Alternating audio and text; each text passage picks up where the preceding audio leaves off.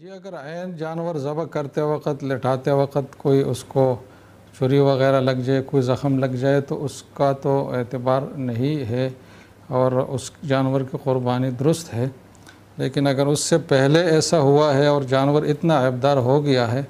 کہ جس کی قربانی نہ ہو سکے تو پھر اس کے متبادل کا انتظام کرنا یہ پڑے گا. یہ بھی اس آدمی کے لیے جس پر قربانی اصولی لحاظ سے واجب ہو. جو آدمی نفلی قربانی کرنا چاہتا ہے اس پہ واجب نہیں ہے، صرف ثواب کے لیے ہے، تو وہ اس عیبدار جانور کو بھی قربانی میں ذبح کر سکتا ہے. ٹھیک. مفتی عابد شاہ صاحب کی خدمت میں جائیں گے. جی سوال پوچھے فاروق احمد صاحب نے سری نگر سے. جو شخص جمعہ کا خطبہ نہ سن سکا، یعنی وہ خطبہ ختم ہونے کے بعد مسجد آیا، تو کیا وہ شخص جمعہ کی نماز پڑھا سکتا ہے یا نہیں؟ جی جمعہ کی نماز پڑھانے کے لیے یہ تو ضروری نہیں ہے کہ جو آدمی خطبہ پڑھے وہی نماز پڑھائے، کوئی اور بھی پڑھا سکتا ہے. البتہ جمعہ کی نماز اگر کوئی اور پڑھائے تو وہ شخص پڑھا سکتا ہے جس نے جمعہ کا خطبہ مکمل یا کم از کم کچھ حصہ اس نے سنا ہو. اگر کسی شخص نے مکمل طور پر جمعہ کا خطبہ نہیں سنا، جیسے کہ انہوں نے سوال کیا ہے، تو وہ جمعہ کی نماز نہیں پڑھا سکتا. ٹھیک. اگلا سوال آپ سے عاطف ملتان صاحب پوچھ رہے ہیں. جی ملتان سے پوچھ رہے ہیں عاطف صاحب ملتان سے پوچھ رہے ہیں، اگر کسی گاڑی یا کمرے میں گانا بج رہا ہو تو کیا اس پر دھیان دیے بغیر تسبیحات پڑھ سکتے ہیں؟ جی بالکل یہی کرنا چاہیے کہ اس پر دھیان نہ دیا جائے. اول تو کوشش کرنی چاہیے کہ اس کو بند کروایا جائے. اگر کوشش برابر ہونے کی کوئی امید نہ ہو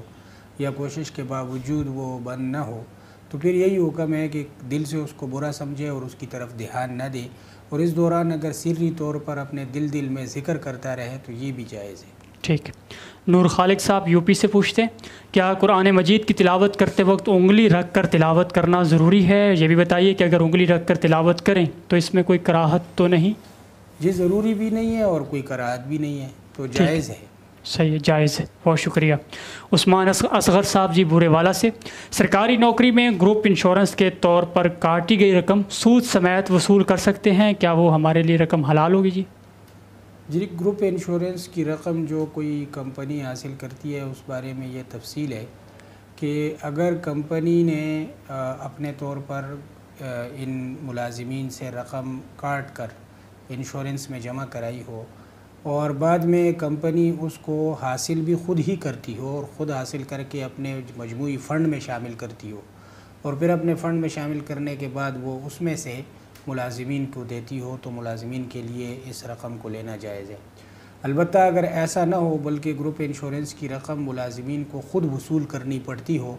تو ایسی صورت میں صرف اسی قدر اس رقم کو وصول کرنا جائز ہے جتنا پریمیم ملازم کی طرف سے کمپنی نے جمع کروایا ہو، اس سے زیادہ وصول کرنا جائز نہیں. ٹھیک. محمد عثمان صاحب ایبٹ آباد سے، کیا کامیاب نوجوان پروگرام سے قرض لینا جائز ہے جبکہ واپسی پر سود بھی ادا کرنا ہوتا ہے؟ جی نہیں، یہ ایک سودی اسکیم ہے اور سودی اسکیم میں حصہ دار بننا، اس میں شریک ہونا جائز نہیں ہے. جب اس میں سود دینا پڑتا ہے تو ظاہر ہے کہ سود وہ شخص خود دے یا اس کی طرف سے حکومت سود ادا کرے، دونوں صورتوں میں یہ معاملہ سودی معاملہ ہوگا اور اس میں شرکت جائز نہیں ہوگی. نذیر احمد صاحب کشمیر سے پوچھتے ہیں، اگر غیر مسلموں کی کچھ رقم ذمے میں ہو اور انہیں ڈھونڈنا ناممکن ہو تو اس رقم کا کیا کریں گے؟ جی گری پڑی رقم جو مل جاتی ہے اس کے بارے میں جو یہ حکم ہے کہ مالک تلاش کیا جائے اور اگر مالک نہ ملے تو اس کی طرف سے صدقہ کر دیا جائے. تو اس میں دو مقاصد ہوتے ہیں. ایک تو یہ ہوتا ہے کہ وہ اگر مسلمان ہے تو اس کو ثواب پہنچ جائے گا، اس کی رقم تو اس کو نہیں پہنچ سکتی لیکن صدقے کی صورت میں اس کو ثواب پہنچ جائے گا. ٹھیک. دوسرا مقصد یہ بھی ہوتا ہے کہ خود وہ آدمی دوسرے کے مال کو استعمال کرنے سے بچ جاتا ہے. اب اگر ایک غیر مسلم کی رقم ہے جس سے کسی طریقے سے پتہ چل گیا ہے کہ یہ غیر مسلم کی ہے، جیسے کہ ذمے میں رہ گئی ہے انہوں نے کہا، تو اس میں بھی اول حکم تو یہی ہوگا کہ اس کو جہاں تک ممکن ہو تلاش کریں اور تلاش کرنے کے نتیجے میں اگر وہ مل جائے تو اس کی رقم اس کو واپس کی جائے، اور اگر نہ ملے، نا امیدی ہو جائے تو اس صورت میں ایسے رفاع عامہ کے کاموں میں لگا سکتے ہیں جن کو غیر مسلم بھی یعنی اس کو ایک اچھا کام سمجھتے ہیں، جیسے کسی ہاسپیٹلز میں مریضوں کی مدد کے لیے یا پل وغیرہ بنانے، سڑکیں وغیرہ بنانے کے لیے رفاع عامہ کے کاموں میں اس کو لگا دیا جائے.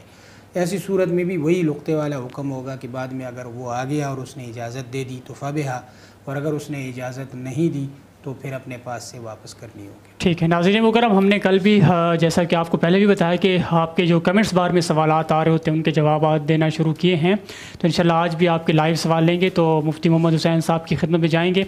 تو وہ جو آپ کے سوالات انشاءاللہ ان کے جواب جی دیں گے۔ کچھ سوالات میں لائیو لے لیتا ہوں۔ یہ یاسر علی صاحب ہے کہ پی کیسے ہے، پوچھتے ہیں کہ مفتی صاحب کی خدمت میں سوال یہ ہے کہ ہمارا گھر بہت چھوٹا ہے جس میں ہمارے لیے گزارا مشکل ہے، تو ہمیں کسی نے بتایا ہے کہ اپنے گھر کے لیے روزانہ درود شریف پڑھو، تو کیا دنیاوی مقصد کے لیے درود شریف کا ورد کرنا جائز ہے؟ تو اس سوال کا جواب یہ ہے کہ بالکل جائز ہے، اور درود شریف کی بہت ساری خاصیات ہے، بہت بابرکت وظیفہ ہے۔ یہ حدیث میں یہ الفاظ آئے ہیں کہ اذن تکفی ہمک و تغفر ذنبک، کہ جب آپ درود شریف کی کثرت کریں گے تو آپ کے جتنے غم ہے اور آپ کے ذہن میں جو پریشانیاں ہے وہ بھی ختم ہو جائے گی، اور آپ کے گناہ جو ہے وہ بھی معاف ہو جائیں گے۔ تو ایک بہت بڑی جو ہے تاثیر والی چیز ہے۔ میں ایک دن ایک عرب کا عالم کا کلپ سن رہا تھا، بہت اس نے واقعہ بتایا تھا کہ میرے ایک دوست تھا، اس نے مجھے فون کیا کہ میں خودکشی کرنے جا رہا ہوں گاڑی میں، تو میں نے کہا کہ میں آپ سے آخری بات کر لوں، تو انہوں نے کہا کہ آپ ذرا دیکھ لیں قریب میں کوئی مسجد ہے، تو انہوں نے کہا کہ ہاں مسجد تو آ رہی ہے سامنے، تو کہا کہ بس میری ایک بات سن لے، پھر آپ جو کرنا چاہے کر لیں، کہ آپ گاڑی وہاں روکتے اور مسجد میں اتر جائے اور آپ کچھ وقت کے لیے درود شریف جو ہے اس کا ورد کریں۔ تو کہتے ہیں کہ اس کے بعد سے جب میں نے ایسا کیا تو اتنا شرح صدر ہو گیا، اتنا ذہن کھل گیا، اتنی ہر چیز اچھی لگنے لگی، اور جو میں نے ارادہ کیا تھا وہ عجیب حماقت لگی کہ یہ میں کیا کرنے والا تھا، جی بے شک، اور جو مجھے پریشانیاں تھی وہ بالکل یکسر جو ہے چھٹ گئی، ختم ہو گئی۔ سبحان، تو بہت ہی اہم ہے، تو آپ کسی بھی مقصد کے لیے جو ہے نا کر سکتے ہیں۔ ٹھیک ہے، ایک اور سوال ہم لے لیتے ہیں جی، کہ ایک شخص نے بینک کا پیسہ 7 لاکھ ایک حلال کاروبار میں لگایا، وہاں سے کچھ سالوں تک نفع آتا رہا اور ٹوٹل 21 لاکھ آیا، اور پھر کاروبار میں نقصان ہوا اور جو 7 لاکھ لگائے تھے وہ نہیں ملے، اب جو نفع آیا ہے اس میں سے کتنا حلال ہوا؟ تو اس سوال کا گویا کہ بنیادی مقصد یہ ہے کہ بینک سے اگر کسی نے رقم لی ہے اور اس سے کوئی کاروبار کیا ہے اور وہ کاروبار جائز بھی ہے تو اس کا نفع حلال ہوگا یا نہیں ہوگا؟ تو یہ اصول سمجھنی چاہیے کہ بینک سے سودی رقم لینا تو ایک گناہ کبیرہ ہے اور بہت بڑا ایک جرم ہے، اس سے اجتناب ضروری ہے، اس سے توبہ استغفار بھی ضروری ہے، لیکن جو رقم آپ نے بینک سے حاصل کی ہے وہ رقم جو ہے وہ حرام نہیں ہے۔ اگر اس سے کوئی کاروبار آپ کریں گے اور وہ کاروبار بھی جائز ہو تو اس سے جو نفع آپ کو حاصل ہوگا وہ نفع حرام نہیں کہلائے گا، اگرچہ بینک سے سود لینا یہ کام آپ نے حرام کیا ہے اور اس کی حوصلہ افزائی بالکل بھی نہیں کی جا سکتی، آپ کو ایسا یہ کام ختم کرنا ہوگا، لیکن اور آئندہ اس سے اجتناب بھی کرنا ہوگا، لیکن جو کاروبار ہوا ہے تو اس کا نفع جو ہے وہ حلال ہے۔ ایک اور سوال لے لیتے ہیں کہ میرا نام خلیل الرحمن ہے، قربانی کا جانور اگر خرید کر فروخت کر دے تو اس کے لیے کیا حکم ہے؟ کیا نیا جانور خرید کر قربانی ہو جائے گی؟ تو اس میں کچھ اقوال میں تو تفصیل ہے، اس شخص کے بارے میں جو غنی ہے جس پہ قربانی واجب ہے اور اس شخص کے حوالے سے جو غنی نہیں ہے، لیکن ایک قول یہ بھی ہے اور راجح بھی ہے کہ دونوں کے لیے قربانی کا جانور تبدیل کرنا یہ جائز ہے کہ اس کو فروخت کر کے اس کی جگہ دوسرا جانور لے، البتہ دوسرا جانور اس کے برابر یا اس سے بڑھ کر ہی ہونا چاہیے۔ یہ بہت کم ہمتی کی بات ہوگی کہ دوسرا جانور جو ہے وہ اس سے کم قیمت کے لیا جائے۔ جی، تو ابھی آپ جی آپ سے اگلا جو کل کے سوالات آپ لوگوں نے بھیجے انشاءاللہ وہ بھی شامل کریں گے، اور وقتاً فوقتاً یہ سلسلہ ماشاءاللہ سے شروع ہو گیا ہے، وہ بھی شامل کرتے رہیں گے۔ اگلا سوال اگین مفتی محمد حسین صاحب سے، عمر صاحب جو ہے وہ پشاور سے پوچھنا چاہ رہے ہیں، قربانی کا جانور اگر قربانی کے موقع پر بھاگ جائے تو کیا اس کو بندوق سے مار کر قابو کیا جا سکتا ہے؟ نیز ذبح کرنے سے پہلے گرانے میں جانور اگر عیبدار ہو جائے تو حکم کیا ہوگا؟ جی بس بندوق سے مار کر قابو کرنا یہ ایسی بات تو بہرحال نہیں ہے جو ہم جٹ سے کہے کہ ایسا کرنا چاہیے، یہ تو بالکل آخری درجے کی بات ہو سکتی ہے، لیکن اس سے پہلے جو دوسری تدابیر ہے اس سے جانور کو قابو کرنا چاہیے، اور جانور کو اگر بھاگ بھی جائے تو اسی وقت قربانی کرنا کوئی ضروری تو نہیں، یہ 3 دن ہے، اب واپس آئے گا تو پھر آپ قربانی کر لیں۔ لیکن بہرحال اگر کسی نے ایسا کر ہی لیا تو اس میں کوئی وہ نہیں ہوگا، اور قربانی بہرحال اس طرح کرنے سے نہیں ہوگی، اس کے بعد باقاعدہ جانور کو ذبح کرنا جو ہے یہ ضروری ہوگا۔ ٹھیک ہے، بہت شکریہ جی۔ اگلا سوال عمر صاحب پوچھتے ہیں جی کراچی سے، عید کی نماز میں امام پہلی رکعت میں 3 زائد تکبیرات کہہ چکا ہو اور تکبیرات کے بعد قیام کی حالت میں کوئی امام کے ساتھ نماز میں شامل ہو تو وہ امام کے سلام پھیرنے کے بعد کیا کرے؟ امام کے ساتھ ہی سلام پھیر دے یا 3 تکبیرات کہے پھر سلام پھیرے؟ اس سے اگلا سوال جی ہدایت اللہ صاحب بنگلور سے پوچھتے ہیں، اگر عید کی نماز میں دوسری رکعت میں شریک ہوئے تو نماز کیسے مکمل کریں گے؟ جی یہ دونوں سوالات تو ایک بہت اہم مسئلے سے متعلق ہے، اور اس میں لوگ بڑے کنفیوز بھی ہو جاتے ہیں، جس کا عنوان یہ ہے کہ عید کی نماز میں اگر کوئی مسبوق بن جائے تو وہ کس طرح اپنی نماز ادا کرے۔ تو اس کی میں جو صورتیں ہیں ممکنہ وہ بیان کرتا ہوں تاکہ اس میں یہ صورتیں بھی آ جائے اور باقی جو ہے تاکہ پوری بات واضح ہو۔ تو ہم فرض کر لیتے ہیں کہ عید کی نماز شروع ہو گئی، تکبیر تحریمہ اور ثنا اور تکبیرات اور سب چیزیں ہو گئی ہے، اور ایک آدمی بیچ میں آیا ہے لیکن وہ رکوع سے پہلے پہنچ گیا ہے، تو وہ تکبیر تحریمہ کہے گا، اور اس کے بعد 3 تکبیرات جو عید کی تکبیرات ہے وہ کہے گا باقاعدہ کانوں تک ہاتھ اٹھا کر چھوڑ کر اس طریقے سے، اور تیسرے تکبیر کے بعد پھر ہاتھ ناف کے نیچے باندھے گا، اور پھر جو ہے نا وہ امام کی قرات شروع کرنا سننا شروع کرے گا۔ اگر کوئی عین رکوع کے وقت آیا ہے کہ پہلی رکعت میں امام رکوع میں چلا گیا اور یہ آدمی ابھی شامل ہوا نماز میں، تو یہ سوچے گا کہ میں اگر 3 تکبیر کہوں گا تو رکوع میں امام کو پالوں گا یا نہیں۔ تو اگر اس کا غالب گمان یہ ہو تو یہ کڑے 3 تکبیر کہے اس طریقے سے اور رکوع میں چلا جائے۔ لیکن اگر اس کو خدشہ ہو کہ شاید رکوع نکل جائے مجھ سے تو پھر رکوع میں ہی چلا جائے اور رکوع میں ہی 3 تکبیریں کہہ لے۔ لیکن اگر رکوع میں بھی نہیں کہہ سکا تو اس کا مطلب یہ ہے کہ یہ جو ہے رکعت اس سے نکل گئی، تو پھر دوسری رکعت میں تو امام کے ساتھ یہ شامل ہو جائے گا، اور جب یہ ایک رکعت الگ سے پڑھے گا تو اس میں پھر جو ہے نا پہلے قرات کرے گا پوری اور سورت ملا کر جو قرات ہے مکمل، اور اس کے بعد جو ہے وہ 3 تکبیرات کہے گا،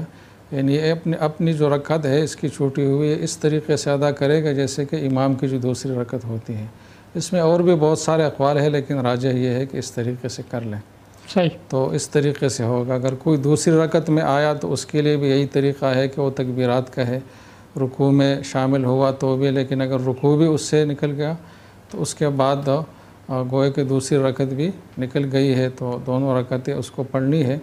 تو پھر اس کو اسی طریقے سے پڑھے گا جیسے کہ امام پڑھتا ہے کہ پہلی میں ثنا کے بعد اور دوسرے میں قرات کے بعد تکبیرات کا ہے۔ ٹھیک ہے، بہت شکریہ جی، تفصیلی جواب دیا آپ نے 2 سوالات کا۔ ارسلان صاحب راولپنڈی سے پوچھتے ہیں کہ ایک آدمی سودی بینک میں آڈٹ کی ملازمت کرتا ہے، اس کی تنخواہ کا حکم کیا ہوگا؟ جی اس میں 2 آراء ہے اور دونوں مستند اہل افتاء کے آراء ہے۔ ایک رائے یہ ہے کہ یہ چونکہ ڈائریکٹ کوئی سودی معاملے میں انوالو ہونے کی صورت نہیں ہے تو اس وجہ سے اس کی جو تنخواہ ہے وہ حرام نہیں ہے، اور دوسری رائے یہ ہے کہ آڈٹ اگرچہ ایک جو ترتیب ہے عملی اگرچہ اس حساب سے بہت آخر میں یہ ہوتا ہے، بعد میں ہوتا ہے، لیکن یہ سودی جو معاملات ہو چکے ہیں اور جو ادارہ ہے ان سب کی جو ثقافت ہے، جو مطلب یہ کہ مستند ہونا ہے، تو وہ اتھینٹسٹی جو ہے وہ اسی پر موقوف ہے۔